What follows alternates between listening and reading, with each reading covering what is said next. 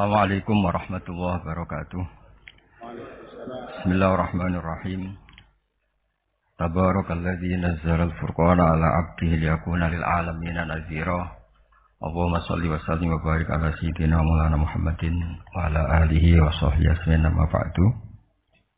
Yang sangat saya hormati Kiai Haji Syukron Makmun selaku sesepuh NU juga sebagai pengasuh Pondok Pesantren Darul Rahman.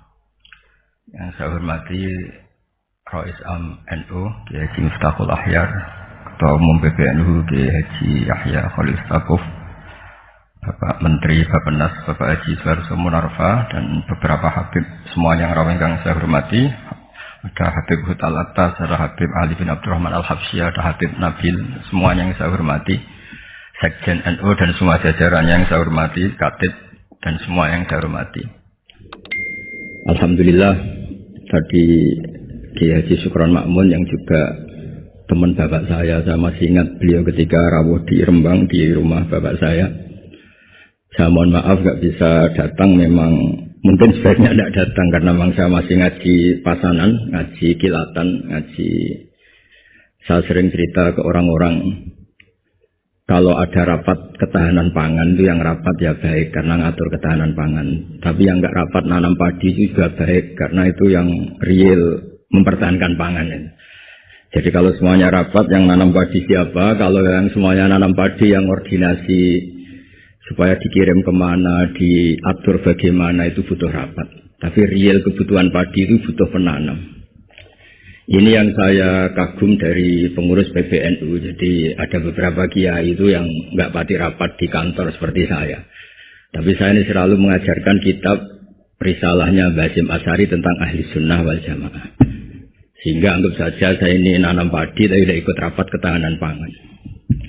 Dan itu harus dianggap lazim saja dalam perbedaan-perbedaan itu. Saya meneruskan cerita ilmu usul fikih yang diceritakan Gus Yahya, juga tadi diperjelas oleh Kiai Haji Syukron Makmun. Usul fikih itu satu disiplin ilmu yang penting sekali untuk menganalisis teks. Kenapa itu penting sekali? Karena beberapa teks itu jelas berbahasa Arab. Dan bahasa Arab itu ya umumnya bahasa, ada ruang dan waktu. Sehingga ada beberapa cerita termasuk yang disebut terkenal sekali oleh Sayyid Muhammad Abu Yasin Muhammad bin Alawi Al-Maliki. Jika semua bid'ah itu jelek hanya karena Rasulullah tidak mengajarkan atau belum mengajarkan, maka cerita seperti ini enggak terjadi. Suatu saat itu ada sahabat, entah saking kangennya Allah entah gimana, ketika iktidal itu baca Rabbana lakal hamdu hamdan katsiran thayyiban mubarakan fi. Itu tidak lazim karena selama ini Nabi mengajarkan Rabbana lakal hamdu mil as-samawati wa mil al-ardi wa mil ma syi'ta min syai'in ba'du. Atau yang terkenal dibaca Rafa, Rabbana lakal hamdu mil as-samawati wa mil al-ardi wa mil ma syi'ta min syai'in ba'du. Lalu karena itu enggak lazim, setelah sholat Nabi tanya, ayyukumul qail, dari kalian semua ini yang melafadzkan kalimat itu siapa? Semuanya diam.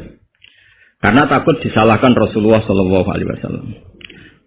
Semuanya diam, tapi setelah akhirnya Nabi ngendikan, fa inni ra'aitu isnatai asyara malakan yabtadirunaha ayyuhum yaktubu awwal. Saat tadi melihat 12 malaikat, mereka berebut sekali untuk mencatat kalimat itu. Kalimat itu begitu indah sehingga 12 malaikat tadi berebut ingin mencatat. Terus pemuda tadi atau orang tadi bilang, ha anadha ya Rasulullah, tadi yang lafadzkan itu saya. Itu tidak ada sabkut ta'lim, tidak ada pengajaran dahulu dari Rasulullah sallallahu alaihi wasallam, tapi itu direspon oleh malaikat dan tentu disetujui oleh Rasulullah sallallahu alaihi wasallam. Maka ini satu kepastian bahwa tidak semua bid'ah, tidak semua hal yang baru itu dolalah atau sayyi'ah. Begitu juga ada sahabat, dan ini yang ditiru NU seluruh Indonesia. Itu kalau ngimami itu, padahal ini didelegasikan di satu perkampungan oleh Rasulullah. Kalau ngimami itu kulhu terus, selalu baca kulhu wallahu ahad. Akhirnya dikomplain sama makmumnya karena ya kok kulhu terus gitu, kan tidak keren. Apalagi trennya sekarang nyari imam itu kan hafid. Ketika dilaporkan Rasulullah bahwa yang kau tugaskan ini ya Rasulullah selalu baca kulhu. Tapi Rasulullah itu karena orang bijak mengkonfirmasi dulu, kenapa Anda baca kulhu terus?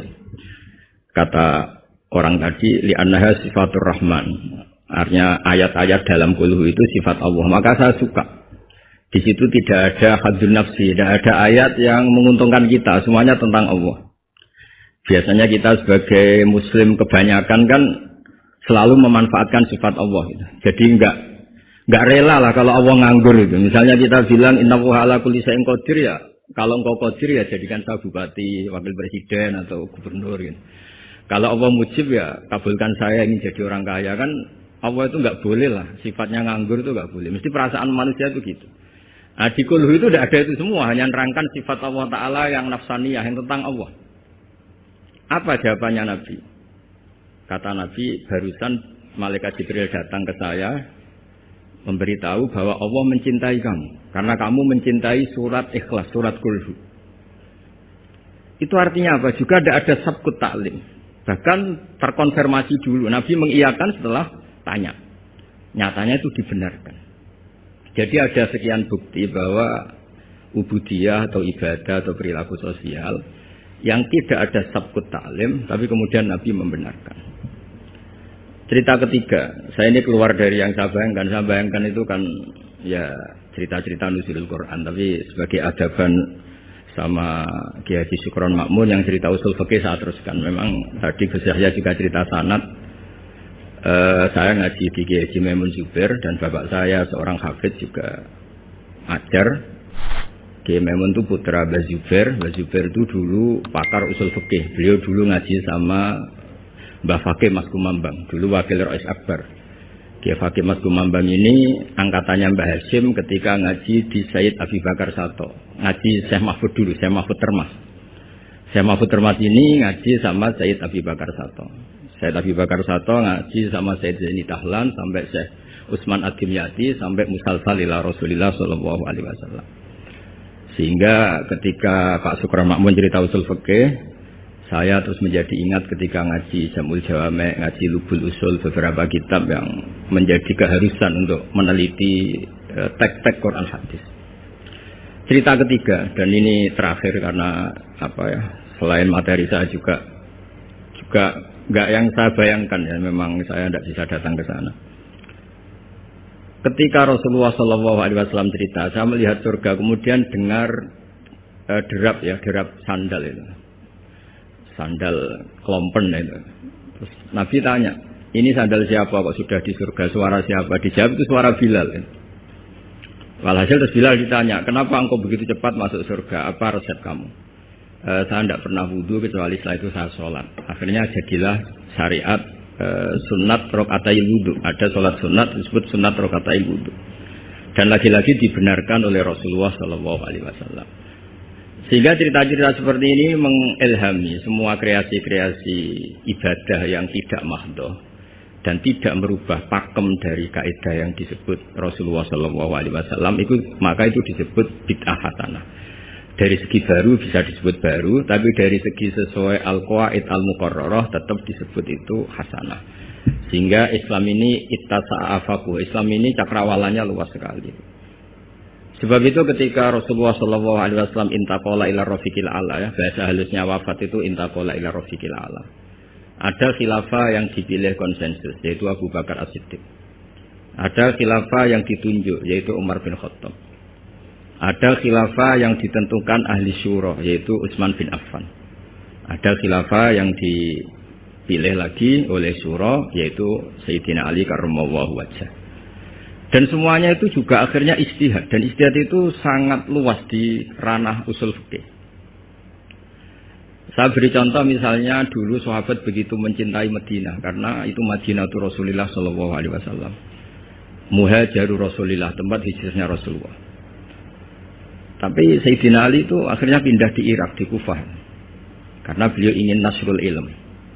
Jadilah Kufah melahirkan Baghdad yang menjadi kubbatul Islam. Di situ lahir ulama-ulama top termasuk Sultanul Ulama Syekh Abdul Qadir Jilani. Imam Syafi'i pernah hidup di Baghdad. Semua ulama besar pernah hidup di Kufah, di Basra, di Baghdad.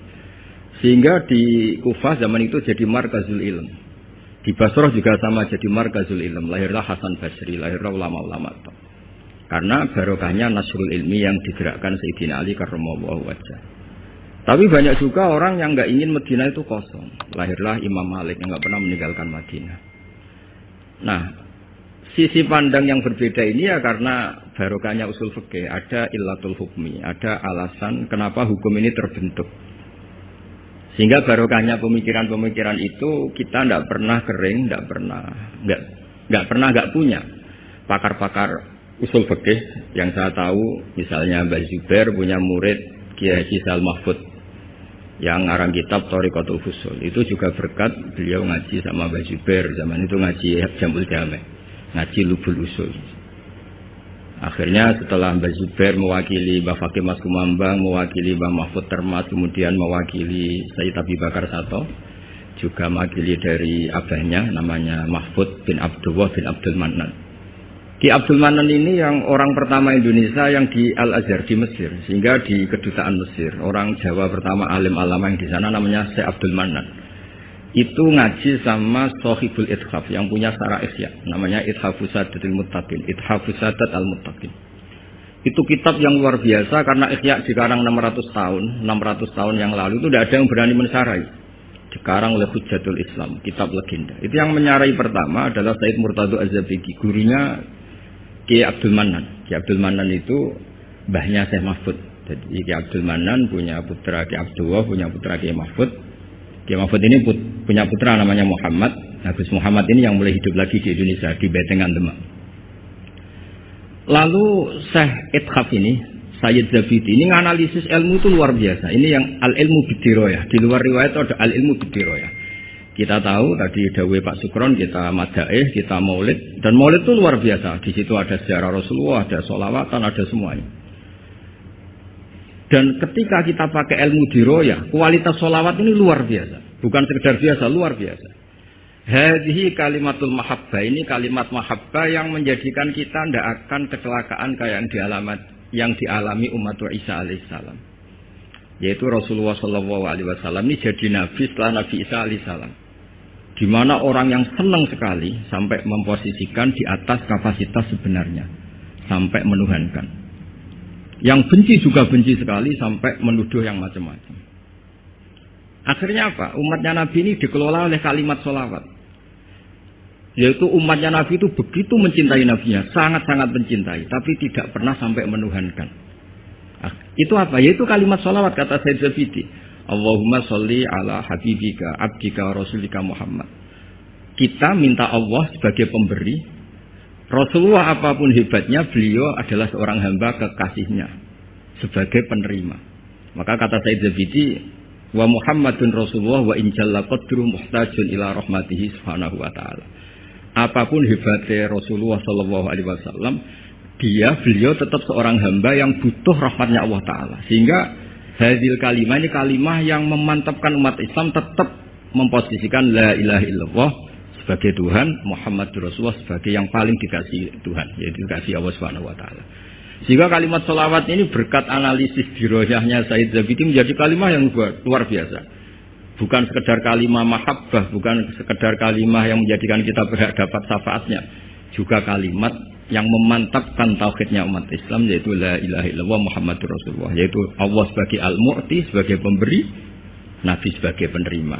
Jadi Allah tetap sebagai Tuhan yang memberi rahmat, memberi sholawat, memberi azkat tahiyat, memberikan anmal barokat, semuanya semua yang terbaik diberikan sama kekasihnya terbaik, yaitu Rasulullah Sallallahu Alaihi Wasallam. Disebut hadis sholawat itu siwatul mahabbah, juga siwatul tauhid, juga sehat yang menjadikan kita tidak akan mengalami kayak yang dialami oleh umatnya Nabi Isa alaihissalam.